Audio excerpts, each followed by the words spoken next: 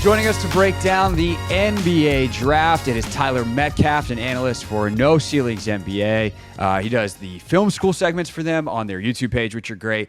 Tyler, appreciate it as you help us learn someone who's going to be a Wizard next week. Yeah, and now it's officially draft season for everyone. I know for some teams it's been a little longer, but this class keeps getting talked about as a bad one, but there's always talent to be found. You just have to find it.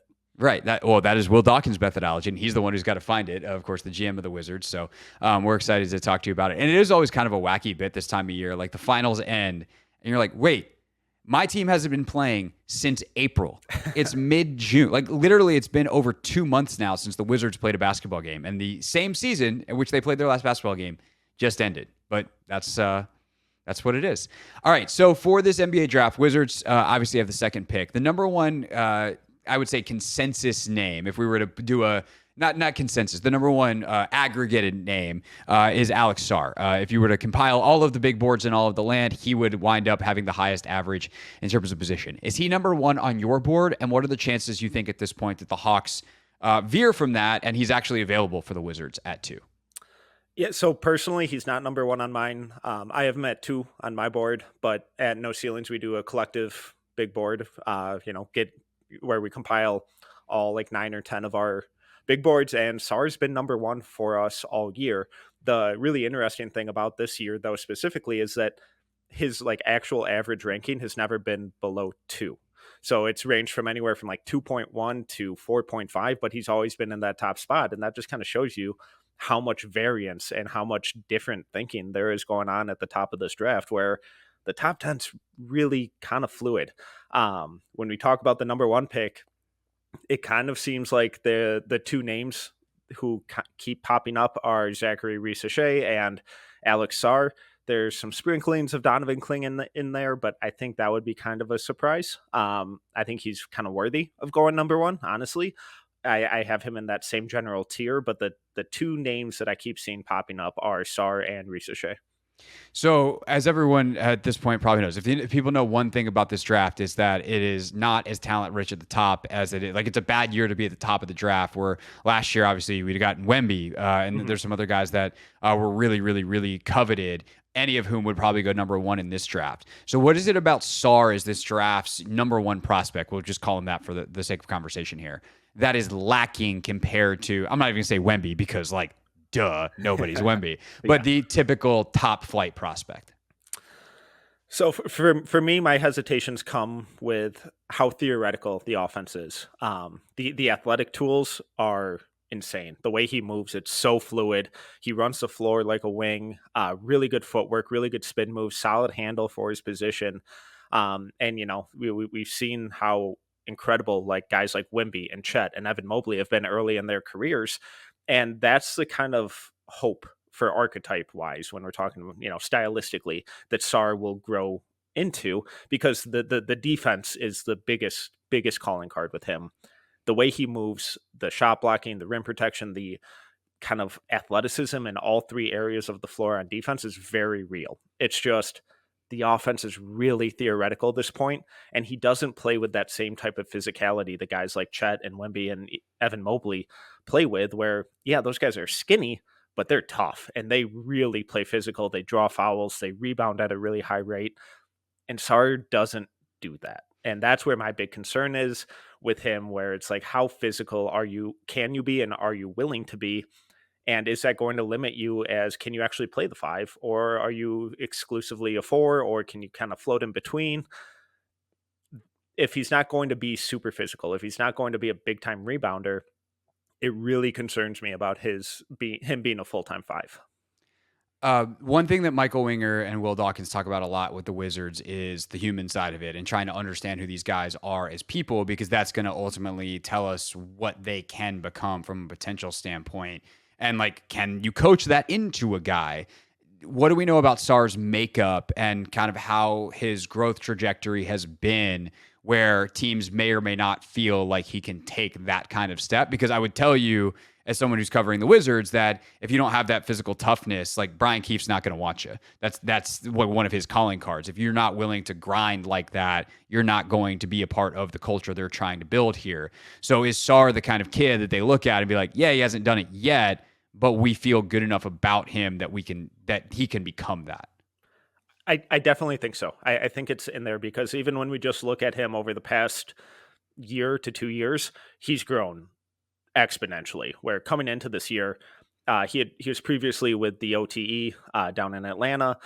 Before going over to the NBL, he had he's played with the French national team, their U18, the U17, U19 teams for years. But he was always kind of like more of a role player and doing the little things, just kind of more so contributing on the defensive end. And when he went to the NBL, it's probably the most physical league in the world. So when I'm harping on concerns about the physicality and the strength and all that kind of stuff, it's going against some of the toughest basketball players in the world. So it's kind of understandable. And when we look at how much he's just grown over the last calendar year, I had him in the late first coming into the year because I was worried about the processing speed. I was worried about the decision making. I was worried about if there was anything even there on offense. And this year, he just got better throughout the year. So he really burst onto the scene with those showcase games in Vegas against the Ignite, where it's like, oh my God, is this Victor Wembanyama 2.0? He's not. I just want to get that on the record. He's not. Yeah. But he had that kind of performance where it's like, holy crap, he's taking these games by storm. Those performances kind of tailed off a little bit throughout the season, but that growth and that improvement was there throughout the year. So by all accounts, he's a really hard worker, really good kid. So I wouldn't have any worries in that realm. Tyler Metcalf from No Ceilings NBA is with us here on the Hoffman Show, breaking down the NBA draft. All right, to Alex Sarr's countryman, Zaccharie Risacher. That is my best French. I've been trying so hard. The audience is like, yeah, we know you've done Duolingo. You're trying to learn French for the Olympics. It's not going well. Got it. But Zaccharie Risacher, 19 years old, come on really strong as of late. He had some really nice shooting performances late in his season, which was a big question for him. What does the overall scouting report look like, though, on Risacher? I'd probably say best 3-and-D wing in this class. And the big thing with him is he's always been an awesome defender. Going back to when he was like 16 and first burst onto the scene with their FIBA play, it was like, holy crap, this dude is an insane defender for, on ball, off ball, wherever. Can he do anything on offense? And for years, he couldn't. Is awful. Couldn't shoot at all. This year, first 35 games of his season, he's shooting like 47% from three on 4 attempts a game. It's like, oh my God. Like, that's why he was at the top of everyone's board for so long, had like a 2-month kind of shooting slump where those numbers dropped, but they still only dropped to 39-ish%. And like you said, he finished the season on a strong note. So playing about 50 to 55 games, which is at least 20 more than basically everyone in college, and still shooting 40% on solid volume. It's like, okay, I think the shooting improvements are very legitimate. Is he going to be a 45% shooter in the NBA? Probably not. Tough to do. But if he's around 40%, playing awesome defense, that's awesome. I think that's going to give him a really long career.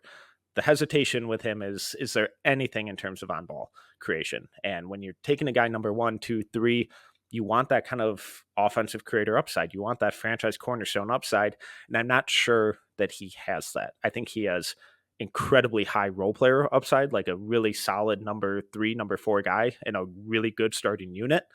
But I'm not sure I see that kind of all-star, all-NBA level upside. Does he have, like, I think of, and obviously this is a different player because Drew is a point guard, but like the way Drew Holiday plays with the Celtics, where he's just like running around, making stuff happen, setting screens, getting offensive rebounds. He'll flash to the high post and then just swing the ball nice and easy into the corner for a 3. Like, does Risacher have any of that to his game? Or are we talking like when it comes to decision making with the basketball, there is basically nothing to go on? There's not a ton.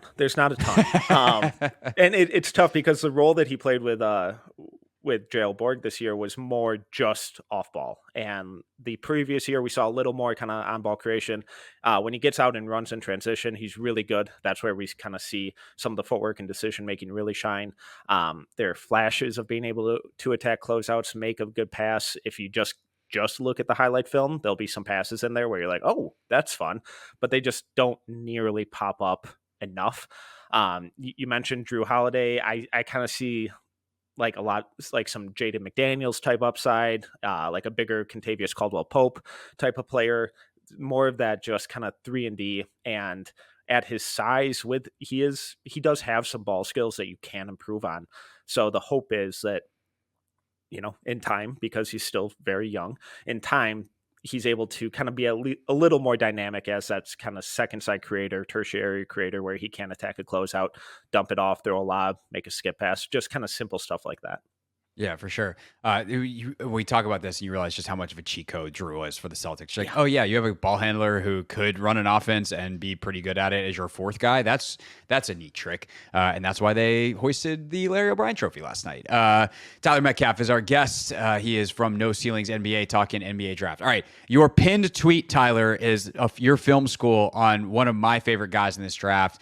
I think is a lot of people's favorite guy in this draft. That is Steph Castle. There's a lot of buzz around him in Wizards land, because he seems to fit a lot of the things that they want. He's got great positional size. He's got terrific athleticism. And somewhere in there is a shooting upside, because he's had stretches and also at the combine performed really well in the drills. And it's like, okay, can the player development program in Washington get that out of him on a more consistent basis? Realistically, once we take our optimistic glasses off, what's a realistic scouting report on UConn guard Steph Castle? Arguably the best perimeter defender in this class. Incredibly physical, definitely has positional size and strength, really showed a ton of kind of offensive versatility in the type of role that he could play this year, where in high school he was the guy. The kind of common theme with him is, oh, is he a point guard? Is he not a point guard? And in high school he was the point guard because he was the 6'6", skilled, really good athlete. Those guys tend to have the ball in their hand almost all the time, especially in high school. At UConn, he took a back seat, did all the dirty work, turned into an awesome defender, was a really good cutter, really good rebounder, really good connective passer. So the fact that he showed that he can do both of those, I'm not really concerned with whether or not he's a point guard. All I know is that I want him to be one of my primary decision makers. I want the ball in his hands. The shooting concerns are legit. He didn't shoot well this year, and for most of the year he was hesitant to shoot, and that's the kind of stuff that worries me more. As the season went on, though, the confidence got better. I don't think there's anything inherently wrong with his mechanics. There's some minor things here where it's not always the most fluid. Some stuff with the lower body needs to get cleaned up, but he's 18, 19 years old, kind of common. So I don't think the shot needs to be rebuilt or anything like some other players in this class. I just think he's a winner, and whatever you do when you throw him out on the court. You mentioned Drew Holiday earlier. If I have Castle 1 on my board, and that's because I do see Jimmy Butler, Drew Holiday upside with him, where if he does hit that peak, that's the type of player I think you're getting. He also seems, if the Wizards are for real about Jordan Poole being a part of their future, which they might have to be, because I don't know if another team is going to make the kind of trade that makes it worth it giving up on the upside of what Poole could be. He seems like an ideal fit with Poole. Like a guy that can play on or off ball, a guy that's got the positional size to make up for Jordan's defensive incapabilities. And sure, he got better as the year went last year, but from what? And so I think I look at Washington's player development ability and like how they were able to get Bilal to shoot the ball in year one. How much improvement even a guy like Corey Kispert, who was an awesome three-point shooter 2 years ago, gets in this new program that they've got, and which is even fully staffed yet. And to me, like if I'm making the pick, I have not done nearly the level of scouting. But like the more I hear about the strengths and weaknesses of all these guys, and obviously you're not going to convince me otherwise because he's number one on your board anyway, Steph Castle just seems like such a logical pick. And yet I don't feel like I've seen him mock to Washington in any mock draft. I don't know if there's some stuff around the draft community where nobody's making that connection for a reason, or like what's the disconnect there? I think in most mock drafts, it's because a lot of people have either Sarr and Risacher as their kind of top two guys. And if they don't have one going to Atlanta, they're like, oh, well, he's my next guy up. So let's send him to Washington because he's the next highest on my board. The other name that kind of keeps popping up there is Donovan Clingan. And I mean, when you look at the Wizards salary cap for next year, it's Marvin Bagley and Rashawn Holmes, who's probably going to pick up that player option, as I believe those are the only two bigs on the roster. Yep. Not ideal going forward. So if you're drafting for fit, which you absolutely can in this class, given the variance of it, Donovan Clingan is someone who I still have in that kind of top tier of, 4 players. And I think he would make sense. I think Castle's the best player in this draft with the most upside. So when you talk about fit too, I think it makes a lot of sense where he can kind of play that combo guard 2-1, whatever you want to call it. And guys like if they re-up Tyus Jones with, and Jordan Poole, both those guys have proven that they can play off ball. They can play kind of, a shooting guard role. You can run some inverted pick and rolls with them. We saw how OKC kind of used Cason Wallace as a roller this year. We saw how Boston just did it with Drew Holiday against the Mavericks in the finals. And Castle did that stuff at UConn too. So being able to kind of get him in the middle of the floor in those situations kind of unlocks his playmaking from the middle of the floor, unlocks the floater, unlocks his ability to get to the rim and take some of the pressure from him for being that outside perimeter creator all the time. And he's a pretty good defender, so it kind of covers up a lot of those woes from Poole and Tyus too. So I love Castle at 2. I love him at 1. I just think he's the best player. All right, the Wizards have one more pick, so I want to get some of your favorite, maybe end of first round guys. Tyler Metcalf is our guest from No Ceilings NBA. They do great NBA draft coverage. Tyler spent some time with us here just about a week and 2 days, or I guess not just about, a week and 2 days before the NBA draft here on the Hoffman Show on the Team 980. So Tyler, Washington is that 26th pick. One, like from a value standpoint, is it worth it for Washington to try to trade back up into the late lottery, like mid-teens area? Are there guys, or is this a draft where like you're just as likely to get someone, and the NBA draft is more like this than say the NFL draft anyway, but you are more likely to just guess right at 26 than you are to really find a significant upgrade at 15, 16, 17, let's say right after the lottery ends at 14? Yeah, I think in this one, you just kind of stand pat and just take who falls, because there's variance among the top 10. There's even more from, depending on what team you talk to, their number 15 player will be some other team's like 80th player, where it's like, who knows how the rest of this first round is going to go, which should make draft nights now even more fun. So there are going to be teams that inevitably end up reaching on guys that other teams have a lot lower. So I think unless, there's clear value in trading up, your guy's there, cost isn't too bad, you make the move, you go get your guy. But I think they're fine kind of staying at 26, where I think the Wizards have to come away with a center in some form or fashion, whether it's Donovan Clingan or Alex Sarr at 2, or a guy like Yves Missy, or maybe Kyle Filipowski if he falls a little bit. Duran Holmes is a really interesting one. And then even guys from like mid-majors like an Enrique Freeman or Jonathan Mobo, who I wouldn't be surprised if they end up sneaking into the first round because of how tough they are as players, how skilled they are, their rebounding, their ball skills, and how much that they improved year over year. So I think those are kind of some of the deeper cut names at the center position that they could keep an eye on. Yeah. Filipowski from Duke is a guy that was a lot higher coming into the year. Why did he fall where he is all of a sudden someone who's going to look at in the 20s probably? My concerns with him offensively are he's billed as a stretch 5, but we have 2 years of him not shooting it. That seems an issue. That's does. one of my favorite. Like, this guy's a stretch 5, but he can't actually shoot. It's like, oh, well, that doesn't actually help you.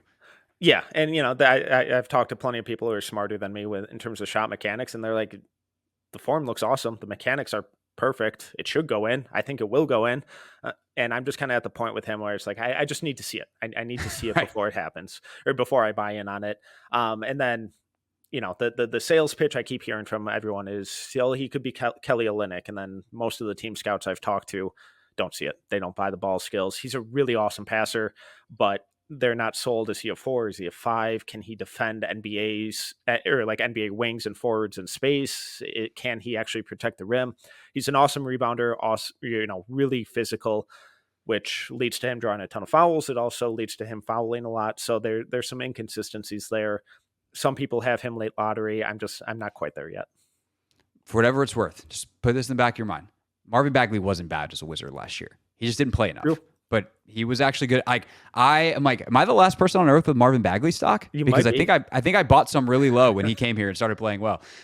So we'll see obviously what they do, but I don't disagree with you that long term getting someone in there with some upside is probably a smart play for the Wizards. Tyler Metcalf, you can follow him on Twitter at TMetcalf11. Follow No Ceilings NBA at No Ceilings NBA. And make sure you check out their YouTube channel for Tyler's Film Room breakdowns. Tyler, appreciate the time, man, and enjoy the draft next week. Absolutely. Appreciate you having me. This is The Hoffman Show on the Team 980 and the Odyssey app.